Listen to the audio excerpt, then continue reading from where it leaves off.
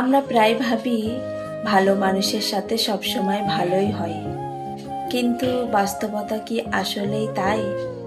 একটা কথা আছে না, যারা বিনা স্বার্থে মানুষকে ভালোবাসে তাদের ভাগ্যে অবহেলা ছাড়া আর কিছুই থাকে না। শুনতে হয়তো খারাপ লাগছে, কিন্তু এটাই সত্যি। কারণ যারা নিঃস্বার্থভাবে ভালোবাসতে জানে তারা বিনিময়ে কিছু পাওয়ার আশা করে না, আর এই সুযোগটাই নেয় স্বার্থপর দুনিয়া। তারা আপনার সরলতাকে দুর্বলতা মনে করে অবহেলা করতে শুরু করে।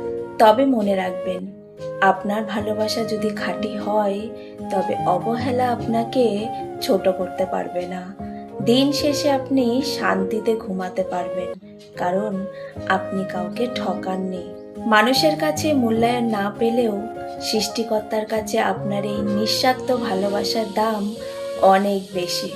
তাই অবহেলা পেলেও নিজের ভেতরের ভালো মানুষটাকে হারিয়ে ফেলবেন না।